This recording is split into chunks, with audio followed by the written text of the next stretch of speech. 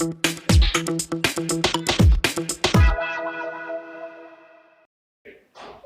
right. Yes, so I'll welcome the cast of Jalebi Rocks to our special episode of Baatcheet. We have Manav sir, Vandana ma'am, Mansi ma'am, and Chinmay ma'am. કેમ છો બધા? Thank you. Thank you for having us. So, how is the promotion going, Jalebi Rocks નું? Extensive, એકદમ જોરદાર. સુરત, અમદાવાદ, હવે આજે બરોડા અને બધી જગ્યાએ રિસ્પોન્સ એટલો સરસ મળ્યો છે કે લોકો સામેથી આવીને they helping us promote the film also, કારણ કે જે લોકોએ જોઈ છે એ લોકોને એટલી બધી ગમી છે કે એક અમે જે પ્રિવ્યુઝ કર્યા હતા અમુક. So I think it's a great movement. આ જલેબી રોક્સ પ્રમોશન કરતાં એક મૂવમેન્ટની જેમ લાગી રહી છે અત્યારે. સો વંદના મેમ, આપણે આ વર્ષને કદાચ ઓફિશિયલ વંદના પાઠક યર કેવું જોઈએ,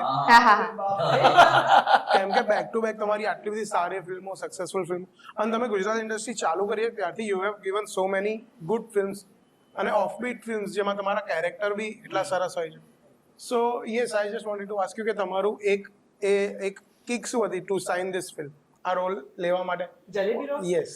સાચું કહું ને તો મને એવું લાગે છે કે આ ફિલ્મ જો કોઈની પણ પાસે ગઈ હોત તો એને ના પાડી જ ના હોત.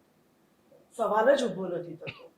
કારણ કે મને એવું લાગે છે કે ઘણી વાર છે ને આપણે બહુ જ સારું કામ ચાલતું હોય છે, પણ ક્યારેક એક કોઈક તમારું કામ એવું હોય છે કે જે તમારી લાઈફનું ટર્નિંગ પોઈન્ટ આપી જાય. સો મને એવું લાગે છે કે આ જલેબી રોક્સ એવું જ છે. મારી લાઈફમાં મારા કરિયરનું ટર્નિંગ પોઈન્ટ છે. એટલી એક પુરુષ થઈને ચિન્મયભાઈએ, he is the writer, director and the producer of the film. So એમણે એટલી સુંદર ફિલ્મ લખી છે, તો કોઈ પણ મારા સિવાય હું તો કહું કે કોઈ પણ હોત ને એને આ ઓપોર્ચ્યુનિટી જવા જ ના દીધી હોત. યસ. સચ અ બ્યુટીફુલ ફિલ્મ. એકચ્યુઅલી તમારે ચિન્મયભાઈને પૂછવું જોઈએ કે એમણે કેમ આમને કાસ્ટ કર્યા. એ વાત તો છે. હું એમની પાસે એ જાણું કે આ જલેબી રોક્સના બધા ફ્લેવર્સ છે, દરેક કેરેક્ટર છે, એ તમે કેવી રીતે બી ડિસાઈડ કરે? કેમ કે તમે એક રાઇટર બી છો, ડિરેક્ટર બી છો, તો જ્યારે તમે લખતા હતા ત્યારે જ તમને થયું હતું કે આ કેરેક્ટર માટે તો આ જ પરફેક્ટ છે, કે પછી આમ તમે એ શું પ્રોસેસ હતો? એકચ્યુઅલી ઘણા વર્ષોથી આપણી આ ઇન્ડસ્ટ્રીમાં કામ કરું છું, તો બધા અભિનેતા અભિનેત્રીઓ મારા મિત્રો છે, બધાને ઓળખું છું, અને દરેકની અભિનયની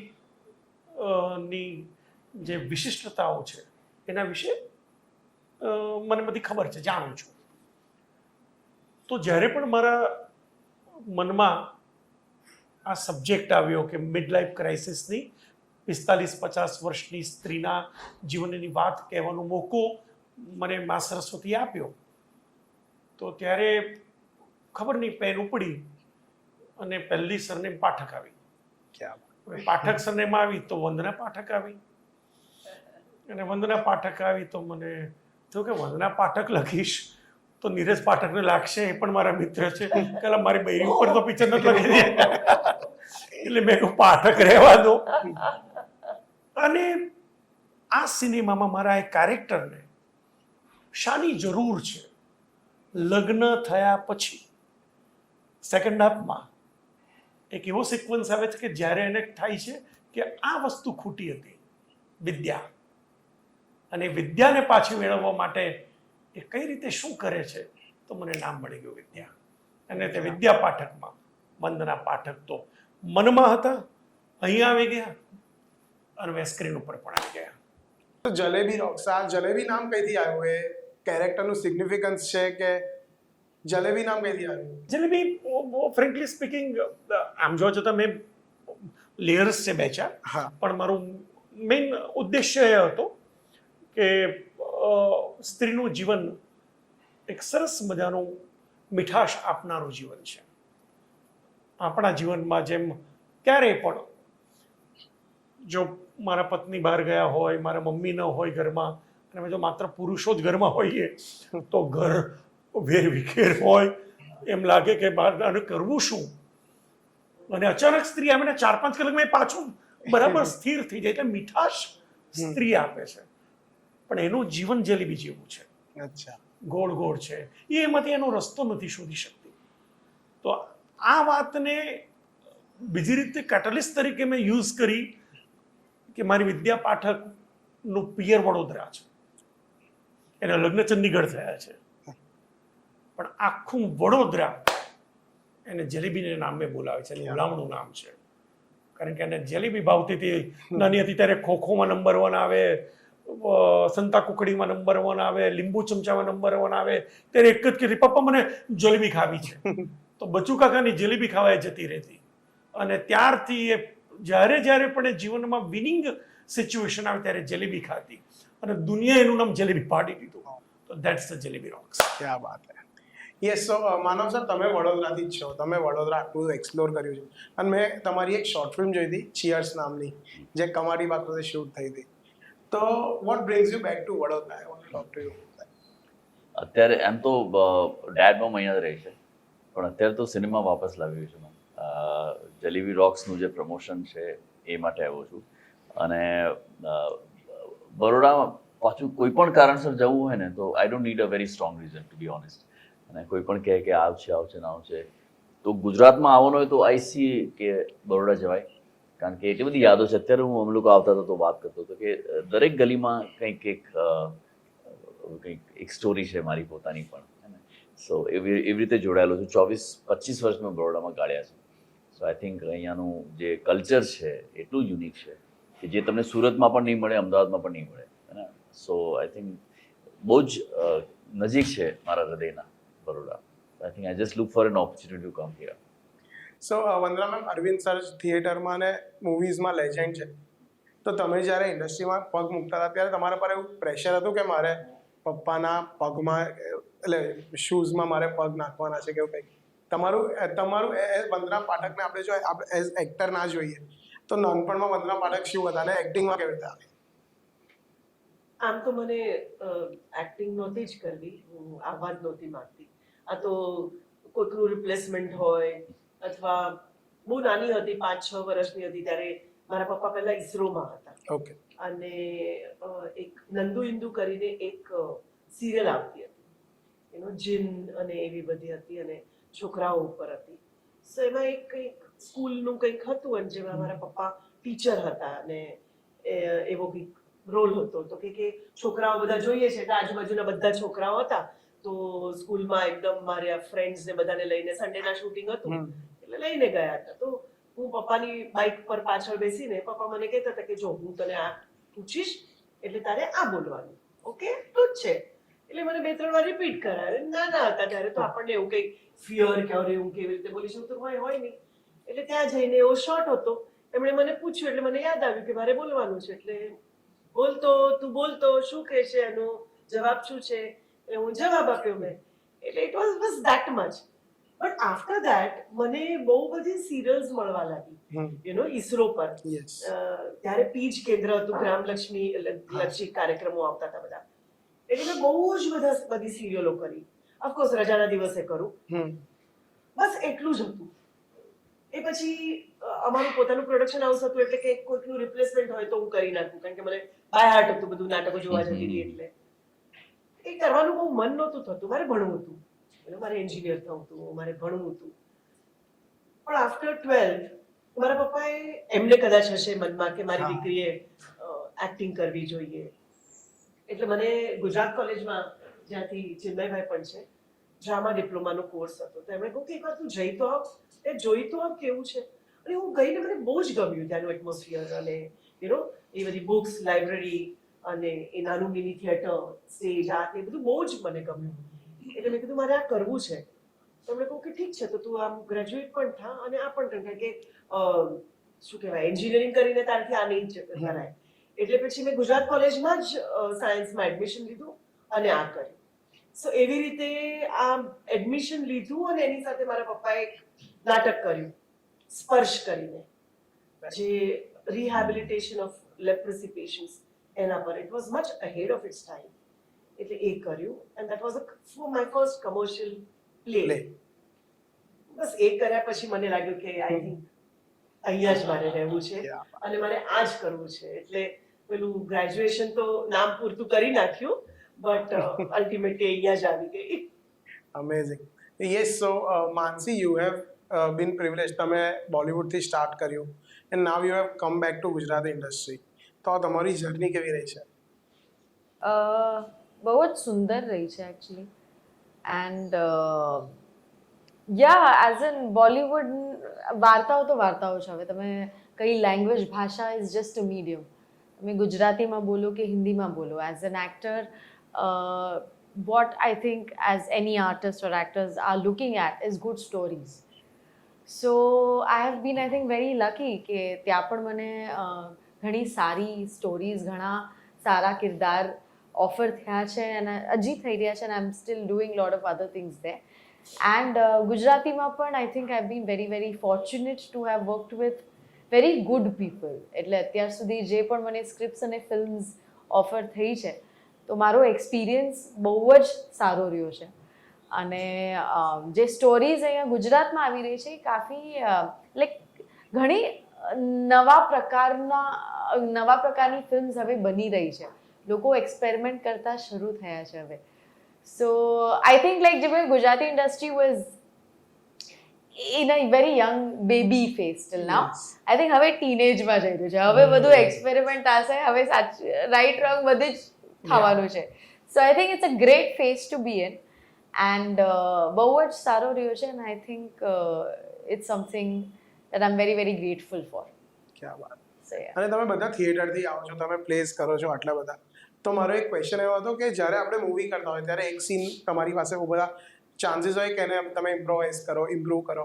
theatre is a one take platform, જેમાં તમારે એક જ ટેકમાં કંઈક લોચો બી માર્યો તો તમારે એક જ ટેકમાં એને કેરી કરીને લઈ જવાનું છે.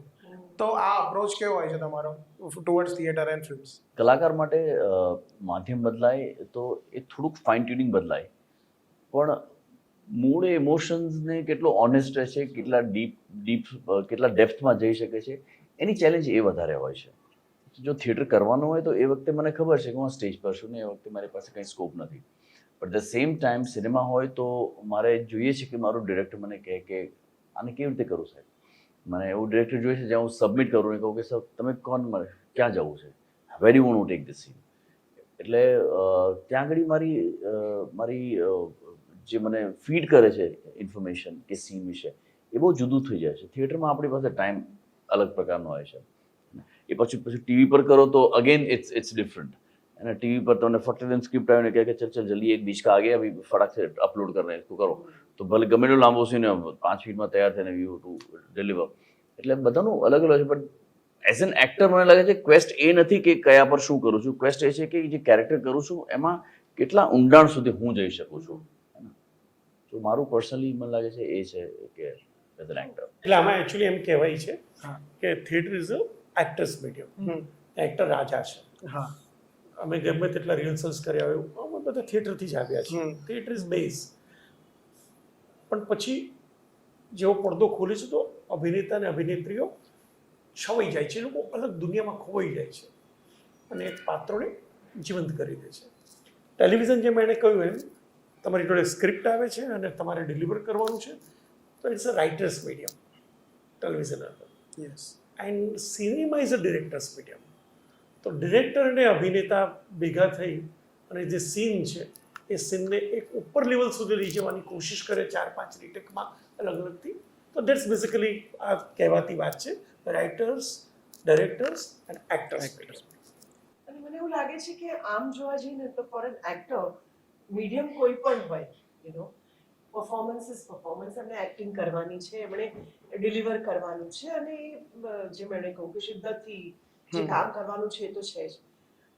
તમે થિયેટર કહો તો ત્યાં તમે એ લાઈવ છે મીડિયમ, એટલે તમે ગુફઅપ કરો કે તમે સારું કરો કે ખરાબ કરો, ફર્સ્ટ તમારા ડાયલોગમાં જ ખબર પડી જાય તમારું ઓડિયન્સ કેટલું તમારી સાથે આવી ગયું છે.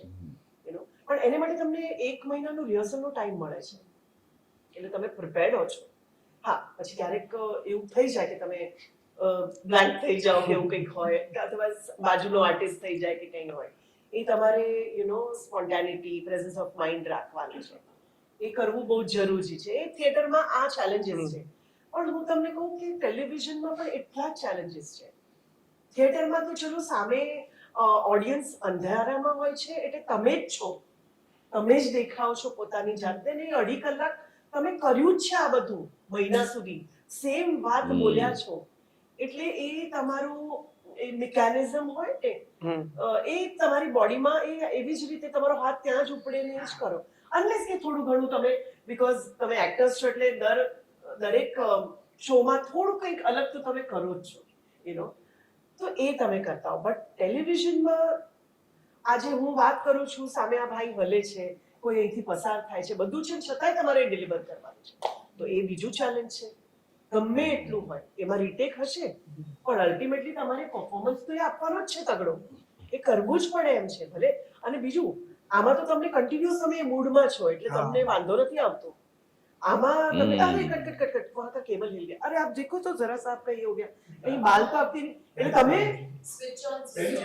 ઇટ્સ સો ચેલેન્જિંગ કારણ કે તમે એ મૂડમાં આવી ગયા હો અને સડનલી કટ કરો, આમ જો અરે અરે પેલા ફરી ગયા, એક મિનિટ તારા પર શેડો આવ્યો, પાછું તમે એ મૂડમાં આવો અને પછી ડિરેક્ટર ત્યાંથી કહે કે કટ કટ આટલું જ લેવું હતું આપણને, એટલે પછી નેક્સ્ટ શોટમાં પણ અમારે ત્યાંની જ કન્ટિન્યુટી રાખવી પડે. એટલે બહુ ચેલેન્જિંગ. એટલે દરેક તમારા જે માધ્યમો છે એ ઇક્વલી ચેલેન્જિંગ છે. ટીવીની હજી એક ચેલેન્જ શેર કરું. બોલો ને. ફિલ્મ કે થિયેટર હોય ને એમાં જે સ્ક્રિપ્ટો લખાય એની પાછળ અલગ મહેનત, અલગ માઇન્ડસેટ હોય, બરાબર છે. ટીવીમાં ઘણીવાર એવું થાય કે ઘોસ્ટ રાઇટિંગ થાય. યસ. કે રાઇટર હોય ને પછી કે સામાન્ય 4 સીન આવ્યા છે, હું ત્યાં જઉં છું બહાર, તો આ 2 સીન તું લખી લે ને પછી તારા આસિસ્ટન્ટને કહીને 2 સીન લખી દે. હવે જે સીન આસિસ્ટન્ટે લખ્યો હોય એ કદાચ એટલો પાવરફુલ ના હોય કે એનો થોડુંક રાઇટિંગ સ્ટ્રોંગ ના હોય, ઠીક છે. કાં તો આર્ટિસ્ટે એને પોતાની જાતે રીરાઇટ કરવો પડે, કાં તો એક ખરાબ સીનને પણ લઈને એને સારું પરફોર્મન્સ આપવું પડે કે ખરાબ એક્ટિંગ ના કરવાની હોય બહુ એમાં. જ સાચી વાત છે. કેટલું મોટું ચેલેન્જ થઈ શકે ફોર એન અને એક્ટર. બીજી એક પણ બહુ મોટી આને હમણે કહી ને એવી જ ઘણા બધા નવા રાઇટર્સ આવતા હોય છે તો એ જે મેઇન રાઇટર હોય એને 2 પ્રોજેક્ટ લીધા હોય તો એ બધા રાઇટર્સને બેસાડીને તું કે ડિક્ટાફોન ચાલુ કર, હું તને એ કરું છું, હવે તો મોબાઈલમાં હું તને કહું છું તું લખી નાખ આ સીન, આવી રીતે.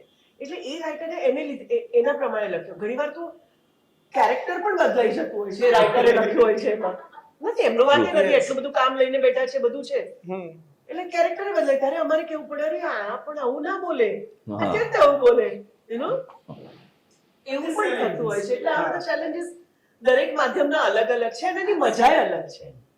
એ એન્જોય એ તમે જો તમે એ બધું અવગણીને એ તમે તમારા કામ પર ફોકસ કરો ને તો દરેક માધ્યમ અદ્ભુત છે. અને આની પર જ હું એક ક્વેશ્ચન પૂછીશ કે જ્યારે તમે ફિલ્મ કરો છો તો 3 hours તમારું એક કેરેક્ટર છે, એ તમે ફિલ્મ પતાવી પછી વધી જાય, પણ જ્યારે ટેલિવિઝન ત્યારે તમારા કેરેક્ટરને બહુ જ લાંબા સમય સુધી રાખવું પડે. તો જ્યારે તમે ઘરે જાઓ તો કોઈક વાર એ કેરેક્ટરના ટ્રેટ્સ તમે લઈ જાઓ કે રિયલ લાઈફમાં ઇમ્પેક્ટ કરે તમને? ના એવું ના હોય, નહીં તો બાપરે વાંધો પડી જાય. ના એવું ના હોય. ઘણીવાર ફિલ્મ કરો કે થિયેટર કરો તો એવા અમુક સીન્સ હોય જ્યાં તમે થોડી વાર રહી જાઓ ત્યાં આગળ, you stay with that emotion. પણ ટીવીમાં જનરલી એવું ના હોય. ટીવીમાં એ સ્વિચ ઓન સ્વિચ ઓફ કરો. હા, કદાચ એવો કોઈ મોટો ડ્રામેટિક સીન હોય તો તમે પહેલાં કદાચ છાના રહી જાઓ, થોડી વાર એકલા રહી જાઓ, થોડું you spend some time with your self, બોલો નહીં, શબ્દ ના ઇસ્તેમાલ કરો, કમ્પોઝ કરો પોતાની જાતે. પણ જેમ કટ થઈ જાય પછી, કારણ કે ટીવી એ એટલે જ કહું ને, જેમ કે પાયલટ જે બને ને તો એના ફ્લાઇંગ આવર્સ હોય કે એને 1000 hours ઓફ ફ્લાઇંગ ખતમ કિયા તો उसको સર્ટિફિકેટ મિલેગા, બરાબર. ટીવીમાં એવું છે ને કે ટીવીમાં અમે નંબર ઓફ આવર્સ એટલા બધા કર્યા હોય કે ક્રાફ્ટ એકદમ સરસ પાકી ગયું હોય. એટલે ક્રાફ્ટ એટલે શું કે હું સ્વિચ ઓન સ્વિચ ઓફ કે વાત કરતા 10 સેકન્ડમાં આ પોઈન્ટે આંસુ લાવવાના છે તો આંસુ પણ આવી જશે અને સીનમાં ઓનેસ્ટીથી કરી પણ લઈશું અને કટ થાય ને એટલે પછી પાછું લાના તું ક્યાં બતા કોણ સા જોક બતા રહા તું. So it can be so quick with TV. So we definitely don't take it home. અને એક વાત કહું કે આ જે પહેલાના ક્વેશ્ચનની વાત હતી ને કે ટેલિવિઝન અને એમાં ટેલિવિઝનમાં તમે છે ને એપિસોડ વાઇઝ કરો છો એટલે તમને એ ગ્રાફ પણ ખબર છે, આના પછી આ સીન છે, ભલે સીન આગળ પાછળ કહો, પહેલા આપણે બેડરૂમનો કરી નાખીએ પછી આપણે બધા છે તો હોલમાં કરીએ કે એવું કરીએ, પણ અલ્ટિમેટલી તમે એપિસોડ વાઇઝ જ જતા હો છો જનરલી કે આપણે એવી રીતે જ કરતા જ, કે હવે તો ડેલી સોપ થઈ ગયો છે એટલે એપિસોડ વાઇઝ જ થાય છે કે કાલના એપિસોડનું છે આવી ગયું છે એટલે આપણે કરી નાખીએ ને એવું હોય છે. ફિલ્મમાં જેમ આ હું જલેબી રોક્સની વાત કરું તો એમાં બહુ જ સરસ ચિન્મયભાઈએ કર્યું કે ઘણા બધા આર્ટિસ્ટ અમે લોકો, હું આને ઓળખતી હતી પણ અમે સાથે કામ નહોતું કર્યું, માનવ અને હું ઓળખતી હતી પણ અમે પહેલી વાર કામ કર્યું.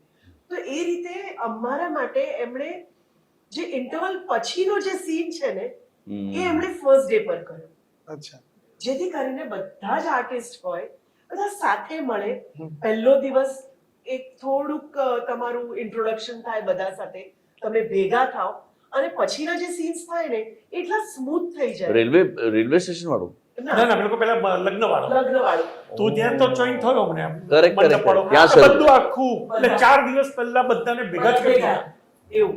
એટલે હવે જો તમે ફિલ્મમાં આ સીન મેં પહેલા શૂટ કરી નાખ્યું, હમ. એટલે એનું માઇન્ડસેટ શું હોય, એનો મૂડ શું હોય, એનું ઇમોશન શું હોય, સંબંધો સંબંધોનું રિલેશન ત્યાં સુધી શું ડેવલપ થયું હોય અથવા શું હોય, એ આગળ પાછળ તમે કરો તો તમારે પછી એમાં એ ડિરેક્ટર બહુ હેલ્પ કરે, તમારા અસિસ્ટન્ટ્સ બહુ હેલ્પ કરે કે મેમ આ સુધી તમારો આ મૂડ હતો ને આમાં તમારો આ છે.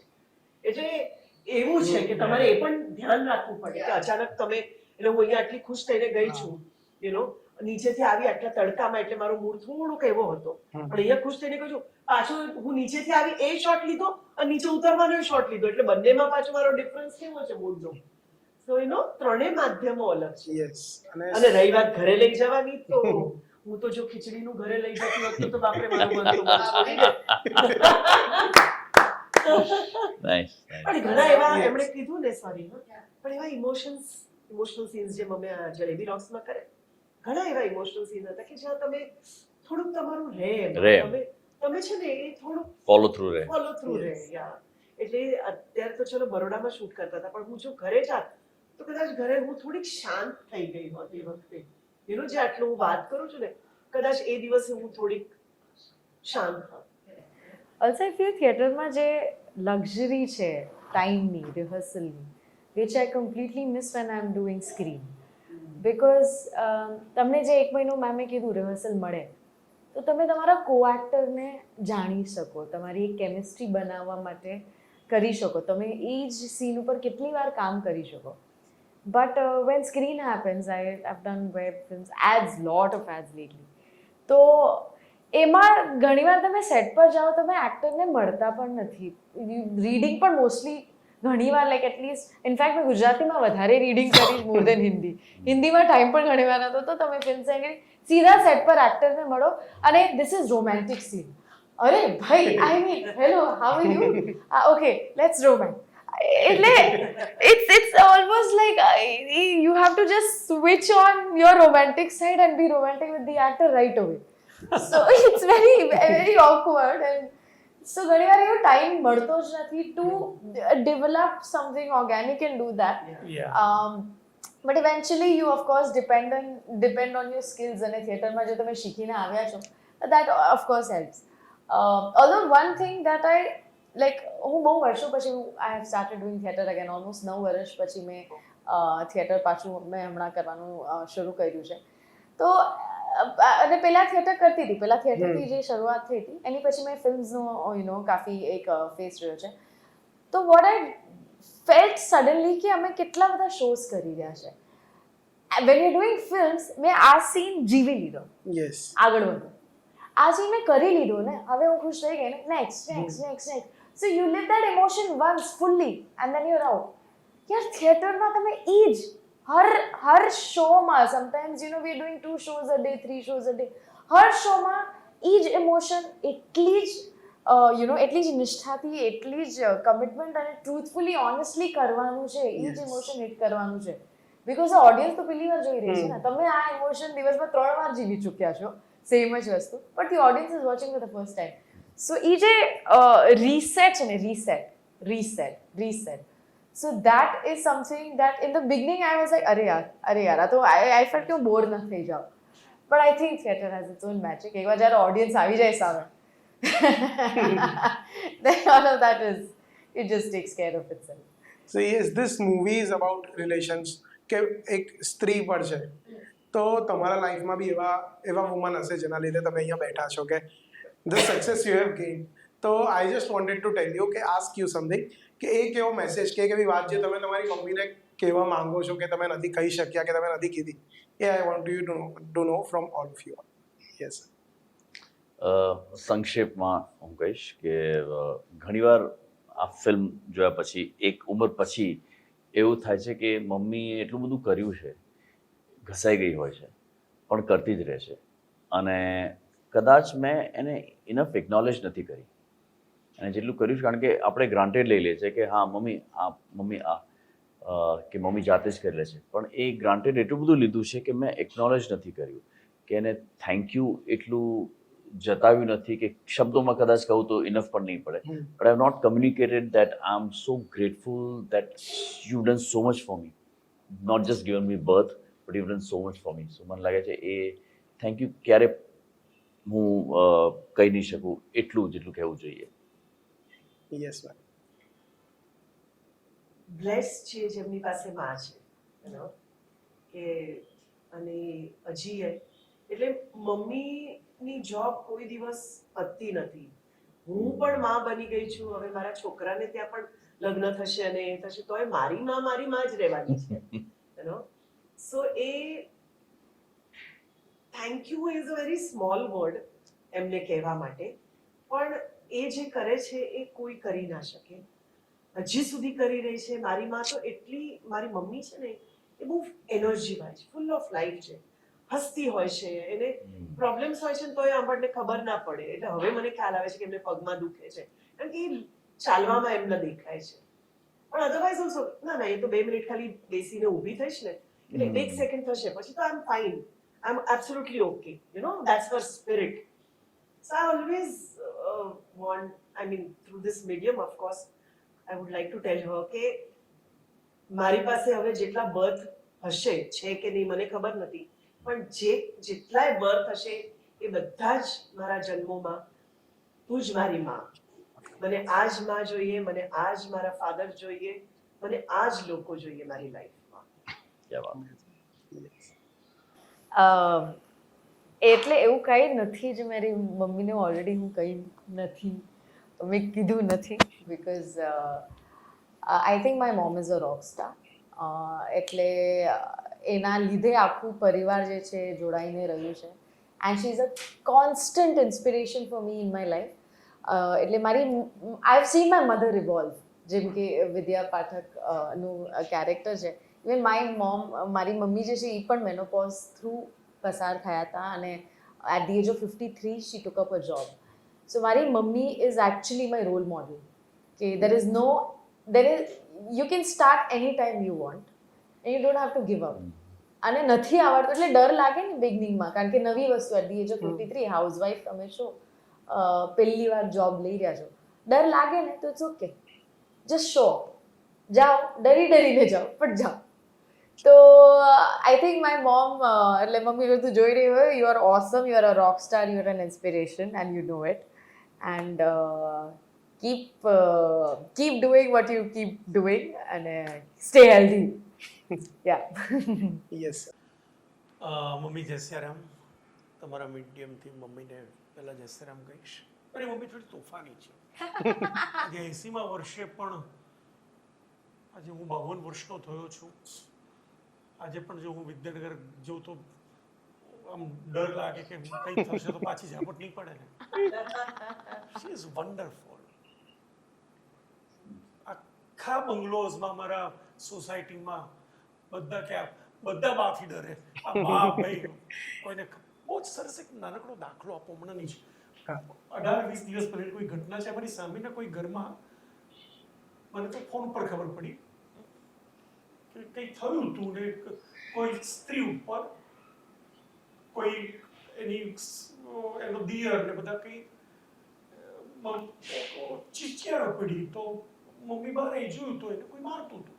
એના 2 નાના ટેનિયાઓ હતા, નાના 8-10 મહિનાના, અને એને ઘર બંધ કરીને બહાર મૂકી દીધી હતી. એટલે અચ્છા, એ પાછું પેલું ઘર એવું હતું કે બધા સોસાયટીમાં કોઈ વાત જ ન કરે કે આ બધા પેલા લોકો છે નીચે. તો પપ્પા પણ કહ્યું મારી મમ્મીને, અરે એક મિનિટ તમે બાજુમાં જાઓ ને. સીધી મમ્મી બહાર ગઈને પેલી જોયું તો એને વાગ્યું હતું, એને લઈ આવી ઘરે અને કહ્યું કોને બારણું ખોલો તમારી. તો આ સોસાયટી બીજી કોઈ આવે નહીં ને મમ્મી આખી સોસાયટીમાં કહી દીધું એક હમણાં પોલીસ બધા અંદર કરી નાખીશ. વહુ ઉપર હાથ કરી તો પાડ્યો. 80મા વર્ષે મારી માએ આ કર્યું. તો જ્યારે હું બીજા દિવસે ગયો તો વિદ્યાનગર ઘરે, મને રાતે ખબર પડી, વિદ્યાર્થી જવાનો જ હતો. પેલા સામેવાળા મારા કમલેશભાઈ જે મારા મિત્ર છે, મને કે આને તો માણી ગયા બાળે તો જે રીતે આમ કહ્યું તો એ મારી માં છે, તોફાની છે. એ બાના કઈ રીતે, એટલે મારા પપ્પાએ કહ્યું આપણે કનક શાંતિ રાખવાની, તમે શાંતિ રાખો. કોઈની તાકાત છે કોઈ દિવસ આ રીતે એનાથી વાત હોય તો વાત કરો, આ કરો. તો that you know that my mom. તું હંમેશા માને કૃતજ્ઞ છું કે આ મા મને મળી છે. અને કદાચ હું એમ નહીં છું કે આવતા જન્મમાં મને એ જ માં મળે ના. કદાચ હું સ્ત્રી થઉં અને હું માં થઉં અને મારા પેટે ઉતરને આ ઋણ હું અદા કરી શકું. તો that thank you sir. So yes, મારી પાસે એક નાનકડી ગેમ છે તમારા માટે. The movie is called jalebi rocks. અને મારી પાસે અમુક ઇંગ્લિશ રીડલ્સ છે જેનો આન્સર એક ગુજરાતી ફૂડ છે. ઓહો. તો અને જે જીતે એના માટે અમારી પાસે કંઈક છે સ્પેશિયલ. ઓહ વાવ. યસ. સો હું અહીંયાથી રીડલ બોલીશ અને તમારા ચારમાંથી જેને બી લાગે કે આવડે છે એને મને આ એક એવું કરીને કહેવાનું છે. Okay, all right. So the first one is I am flat and round, dry and not wet. In your tiffin, I am a safe bet. Spicy and crispy, I never bend. With pickle or tea, I am your best friend. પૂરી. ના આ ફિલ્મનું નામ છે. ના, this is a food. એક food item છે. ગુજરાતી રોટલી, નજીક છો તમે. થેપલા. ઓકે હા. Yes. તો સેકન્ડ છે I am simple, humble, yellow and white. When you are unwell, I make the things right. With curry, I am often seen. I am Gujarat's comfort queen. Khichdi. Yes, khichdi. All right. So I am fried and spiced with masala bright. Served in fairs and streets at night. ભજીયા. ના, હજી બે નહીં. અરે બાકી. Served in fairs and streets at night. અચ્છા. Crunchy, tasty, salty blast. I disappear from your plate very fast. હે? પાપડ. નજીક છો, નજીક છો. ખીચિયા, ખીચિયા. ના ના ના. શું? ફાફડા. ફાફડા. પાપડ. ઓકે. વાવ, હેમ્પર તમને જ મળવાનું છે. એ. I am a sweet square, grainy and soft, made with ghee and loved a lot. On Diwali plates, I rule the scene. I am every Gujju's festive queen. Mohanthal મગજ? મોહનથાળ. મોહનથાળ. મોહનથાળ. જોરદાર. ક્લિક થઈ ગયું. છેલ્લા ત્રણ છે મારી પાસે. Spicy and sour, I make the mouth tingle. I go well with puris and never single. From mangoes to lemon, I can change. આચાર. અચ્છા. અચ્છા. Yeah. એક તો મળ્યું, thank God, thank God. મને એક મળ્યું. આપણે એક. Ah. એક બે. નહીં, એ ત્રણ છે. Yeah, for the foodie I am. Yes, પેલો ત્રણ છે, આ એક છે. આપણે ત્રણ એક છીએ. બે બે. એ બે છે. બે એક. જ પાછળ. હા, ચલો. Yes, ચલો. more to go. I am mashed and spiced, shaped into Sorry, fun. I am. Mashed. આ match. Mashed, spiced and shaped into fun. Fried till golden and second to none. Bhajiya. Najik. ગોટા. ગોટા. ના Nah. ના ના, બોલ બોલ બોલ, આગળ બોલો બોલ. બોલો. Sometimes I come in pairs or solo. Eat me fast. I am gone tomorrow. બટાકા વડા. બટાકા વડા. મેં વડા કહ્યું. હું વડા બોલી. ભજીયા બોલે પછી હું વડા બોલી. ના ના ના ના, ના હું વડા બોલી. ના ના ના ના લઈને હેમ્પર વાળું. ના ના ના ના I said વડા. હા, I said વડા. વડા બોલી દીધું તો એમણે. બટાકા વડા. આપણે આ ટાઈમ. હા છે ને બટાકા વડા, પણ I mean વડા. બંને બબ્બે અમે એક એક છીએ. ના ટાઈ બંને બબ્બે છે ને. Tie tie. ટાઈ. ચલો. એટલે અઢી અને દોઢ. અઢી દોઢ એક એક. આપણે કોલું કર્યું છે કોએલિશન. તો આપણે બે થઈ જશે. આપણે શેર કરી લેશું હેમ્પર. All right. અઢી થઈ ગયું. So paired with khichdi, I feel just right. Sometimes I'm sweet, sometimes I'm sour. With rice, I hold the Curry? ultimate curry. Wow. Yeah. યાર લવલી. ચલો લાસ્ટ છે આપણી પાસે કે I am the desi popcorn, dry and light. Roasted with salt, I am pure delight. In winters, I shine with jaggery pale. Together, we can have a crunchy. સિંગદાણા. સિંગ. ખારી સિંગ. નહીં, નહીં, શું? ચણા. Desi popcorn. દેશી પોપકોર્ન. ધાણા ધાણા. ના. ના ના. મમરા. Yes. મમરા. અરે હા, દેશી પોપકોર્ન. Sorry તમારે તે જોરદાર Oh, જોરદાર good. Very Superb, nice. yeah, superb. Very nice. Very well done. Yes સો બે ત્રણ ત્રણ ત્રણ અઢી અચ્છા આ તમારા બંનેનો એક ટાઈ હશે આમાં અઢી અઢી છે બે જણા. એક ટાઈ બ્રેકર પૂછી લઈએ. એ હા. મારી પાસે બેંક છે. I am a sugar bomb rolled with ghee. Festive, round and full of glee. You will find me at weddings too. લાડુ પેલા Yes. Oh. Laddu. Yes laddu. Jalebi rocks. All right. Yes. Alright. Thank you for being a part of our Baljeet setup. Yes, thank you so much. Fun, fun. Yes, so Jalebi Rocks is releasing. Yeah. 27th June. Yes. રથયાત્રાના દિવસે આવી રહી છે jalebi rocks. All right. Yes, so thank you. Thank you so much. Thank you so Thank you. much.